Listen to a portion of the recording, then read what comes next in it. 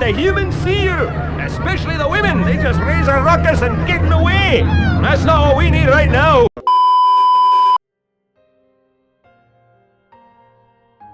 The RMS Titanic, the most legendary ship to ever exist. Named after the Greek titans themselves, once thought to be unsinkable. An unstoppable ship that would change history as we know it. The largest ship ever known to man at the time. After striking an iceberg in the North Atlantic Ocean, and not enough lifeboats to go around, more than 1,500 people died, more than 66% of its passengers. It later sunk to the bottom of the ocean. Or did it?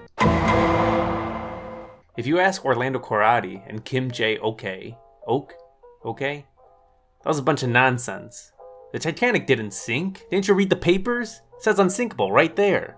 After that deceptive James Cameron movie, people started believing in conspiracy theories, so they made it their life mission to get the word out. And 2 years later, the legend of the Titanic was born. But let's just back up a bit.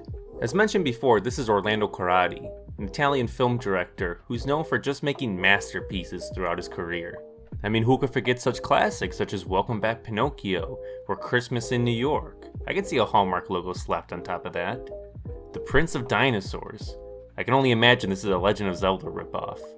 Or In Search of the Titanic, which is the sequel to this movie. And this is Kim J. Oak, whose picture I'm not even sure is him, because he's a North Korean animator, who somehow got in cahoots with Orlando, and with the help of Hollywood Gang Productions, who's famous for this small movie, produced one of the worst abominations known to man. So, let me just see if this is right. It was an international effort that involved North Korea for animation, Spanish ITB and American Hollywood Gang as producers, and then an Italian writing team and musical composer. Okay, yes. Also, interesting side note, Gianni Nuari, who founded Hollywood Gang Productions, produced these movies. But hey, we all gotta start from somewhere, right? So let's just jump into this disaster, because I think you'll find that just like North Korea, what's portrayed as plentiful and robust from the outside is actually hollow and frail. Also, please subscribe for more videos.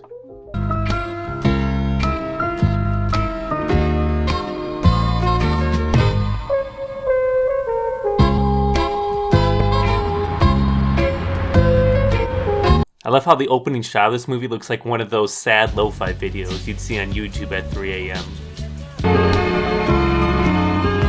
Grandpa, did you go on being a sailor after the Titanic sank? Oh, kids, you sure Grandpa's alive there? He's looking a little stiff. Oh, no. Once I hit New York, I got a new job. Why did it sink if it was the most wonderful ship in the world, Grandpa? It was well built, wasn't it? The best you've ever seen. The liner goes down. 100 missing. A lot of people died, huh?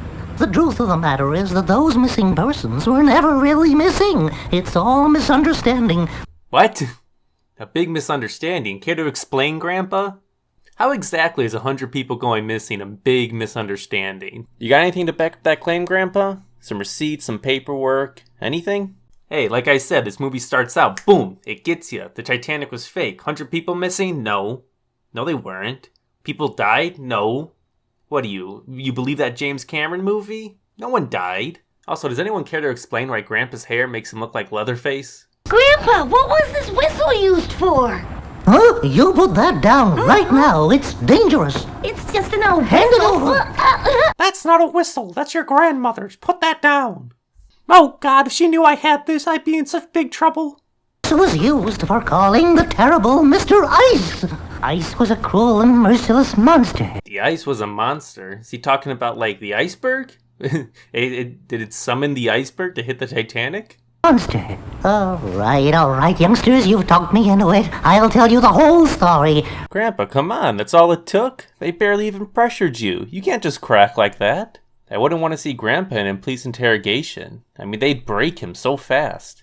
It all began long ago in England, when I was just a lad. Alright, let's jump into this story. There was lots of action down at the wharves. Oh look, it's Grandpa Mouse as a kid. Go ahead. Let's us next. I see that James Potter was a passenger on this ship. My dear. Thank you, Daddy. There. isn't she? Alright, now we can finally meet some human characters. Milord. Morning, Maltravers. As I was saying, dear ladies, Elizabeth, behave yourself. Must I remind you that Everard Maltravers has asked for your hand? I'd rather die than marry that horrifying, disgusting old serpent. Whoa, Elizabeth, I know he's got an eye patch and all, but you can't just call him old and disgusting because of that. What do you mean, old? He's barely 40. Jeez, he got so upset by that. What? Sylvester? Is that you? What are you doing here? So now we meet the gypsy crew, led by this guy, Don Juan. And they're dancing, and they're having fun as all the rich people are looking down at them from their ivory towers. Beautiful girl. Over there. Go to her, Smiley. Carry my greetings to her. Go! Okay, so did he just send the dog to steal the glove? Is the dog supposed to lead her back to him? Come back here!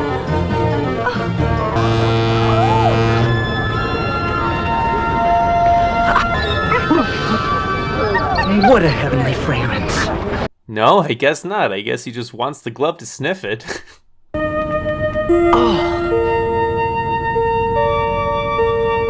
Yeah, buddy, calm down. I don't think that's the look of attraction. I think that's the look of shock when someone steals your glove and smells the inside of it. I'm very sorry, sir, but the animal must be kept on a leash. My good man, you happen to be addressing Don Juan Tenorio de Ariarte Gonzalez Leon. If you have a problem with him, but sir, you have a problem with us first. Oh my god, look how sad he looks.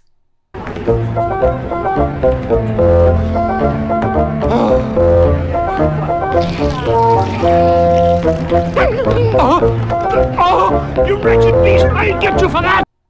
I seriously thought the dog was going to go back and apologize, but no, he just pisses on the guy and struts away. What the hell?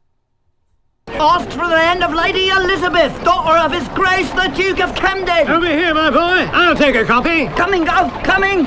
There you are, sir. Thanks, Gov. The Titanic sails today. Now then, where was I? I'm not sure the point of this scene, because this guy never comes up again, at least to my knowledge. It's so hard to follow the characters in this movie, but it just worked as a transition, I guess? I have no clue. Crew's on the alert and ready to sail at a moment's notice, as soon as you receive my confirmation by wire. Signed, Everard Maltravers. What the hell is that glow on his face? Where's that coming from? Oh, and one other thing, Jeffries. When I want to hear your opinions, I'll ask for them. Is that quite clear? Oh my god, is this even the same movie? Why is it animated like that? There's other shots of the Titanic where it's drawn. Why is it like CGI? Friends, sailors, fellow travelers, welcome aboard the Titanic, the most magnificent ship now afloat. And what exactly does the mouse captain do? Does he have the same rights and privileges as the human captain? The problem is this ship is new and has never been passed in review by the Mouse Inspection Board. Oh, the mouse inspection board, right, yeah. Were the humans supposed to know about that? Were they supposed to get inspected by the mouse board before setting sail? Inform me that the humans have brought on board not only several dogs, but unfortunately 2 cats as well. Oh, the horror. I propose a toast to the most famous young couple of the moment, Lady Elizabeth Camden and Mr. Everard Maltravers. Wouldn't it be wonderful if they married aboard the Titanic? The whole world would talk about it. What would be incredible would be if someone were to ask my opinion on a matter that concerns me so closely. Always joking, our little girl. I've never been more serious. And now, if you'll excuse me, I feel a touch of seasickness coming on. I think a breath of fresh air would do me good. Please go on without me.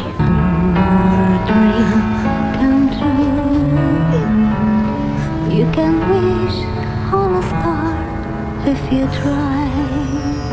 That's some very interesting cinematography.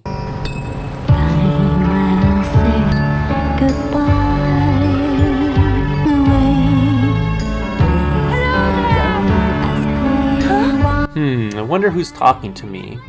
Surely it can't be the killer whales down there. What's your name? Oh my god, it is. I don't can't believe it. I can understand them. My name's Elizabeth. Very well, Elizabeth. Now I'll explain. Yes, please, for the love of God, explain all this. You can understand us thanks to a net of magic moonbeams that caught your tears as they fell into the water. We added a little magic of our own, and voila! The spell was cast. Oh, magic moonbeams. It fell through magic moonbeams, and then the orcas added their own magic to it. Okay. Yeah, no, that makes sense.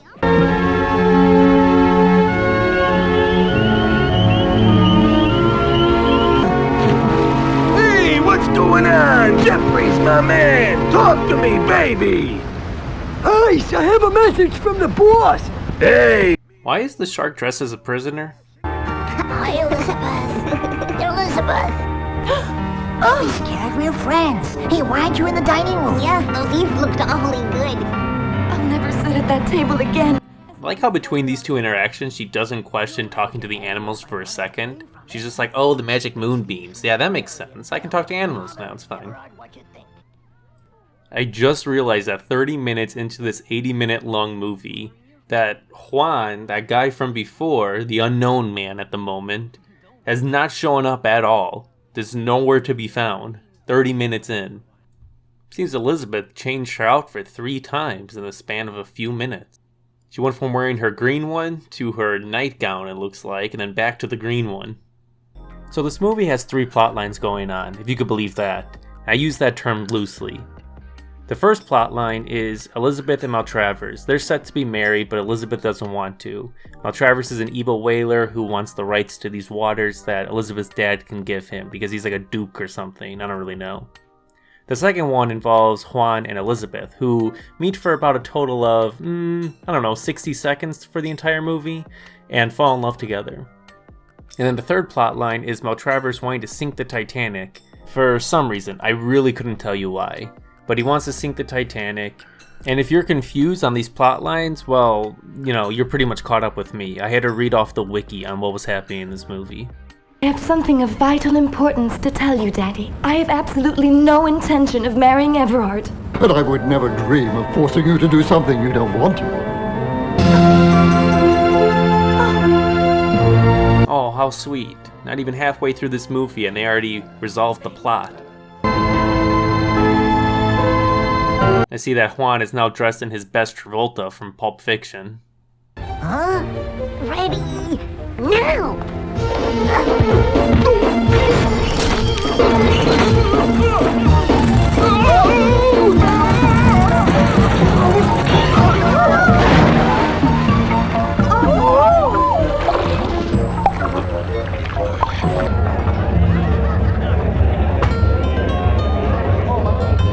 Oh, now he's dressed like Fabio.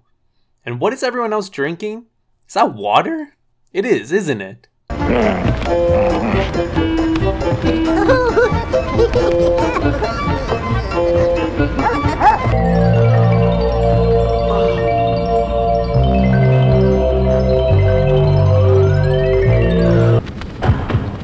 the 1, and the 2, and the 3.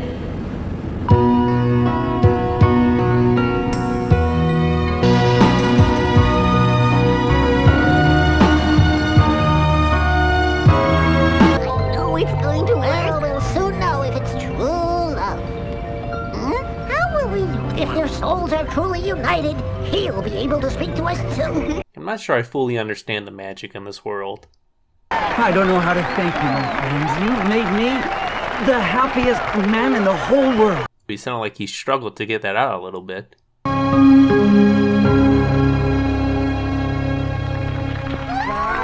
Alright, let me get this straight. Elizabeth knows nothing about this man other than dancing with him and previously seeing him steal and sniff her glove. Elizabeth, I don't know what's wrong with you. You gotta get out of there. I'd be worried. You're trapped on a ship with this guy. You can't go anywhere.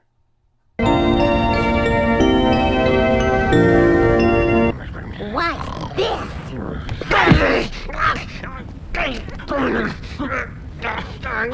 What's the matter, Smiley? What happened? We were eavesdropping in Maltravers' stateroom. We couldn't believe our ears. We heard him say he's planning to sink a ship. We were thunderstruck. Just no reaction whatsoever as two mice talk to him after attacking his dog. Never trust anyone who lives with a cat. A very acute observation on your part, if I may say so, Ronnie. Who's talking right now? Is that the dog? I can't remember. You know those iconic voices in animation? When you just hear them, you know who it is. This movie is that, but the opposite. All these voices sound the same. I have no idea who's talking at any given moment.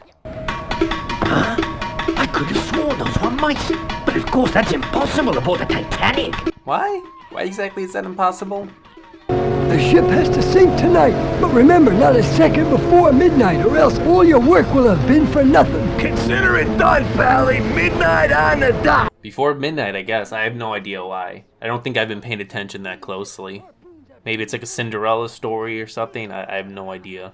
Hold your horses, Ice! The messenger! Oh, it's the shark whose name is Ice. That was the, Grandma's toy from before. That was who it calls. That's why Grandpa was so worked up over it. But wait, how does Grandpa know who Ice is? I mean, it's the shark, we know that now, but I watched this whole movie, and there's no point where them two see each other. They never meet. So how exactly does he know?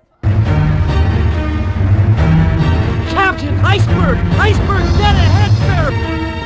My God! Whoa, Captain, what beautiful eyes you have. There's only one thing we can hope for. They're sure to send out an SOS. Maybe there's a ship near enough that can make it in time to help us. Oh, the telegraph! Oh my goodness, we cut the wire!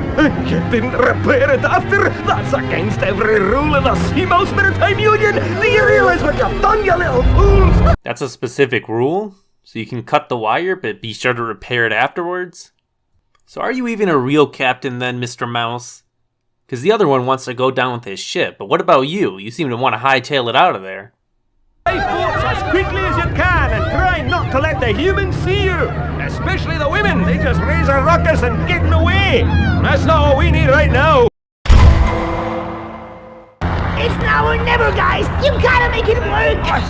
Oh no! I've got it! Connect the wire through my mustache! Excuse me, what? They're using his mustache to connect the wires? I don't think that's how that works. There's room for everyone! Daddy! Oh, that's much I better. was so scared. Oh, I was too, my dear. Well, you are still on a sinking ship, so I think you should still be scared. Get to the lifeboats as fast as you can!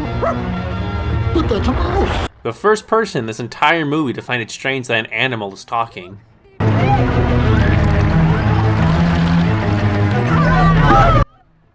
Like how the dad just leaves his daughter. He gets on the ship, just bye. See you later. I'm not afraid as long as I'm with you. Oh my god, they jump from so high up. Why not just ride it down a bit? Also, if they're at the top of this ship, how is the water up to their feet right now?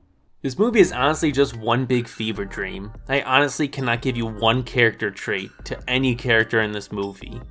They're just like hollow dolls who move around screen but never really do or say anything. About 40 minutes into this movie, I started getting a headache and I took a break for a few minutes. When I came back, I pretty much forgot everything I just saw. It's that bad of a movie. It's not that it's a complex story at all. It's just so tone deaf and scattered that it's hard to follow anything that's happening in this movie. But that's it for this video. So if you liked it, please subscribe, please comment on something you'd like me to review next, a movie, a series, a TV show, whatever it is. And I'll see you guys in the next video.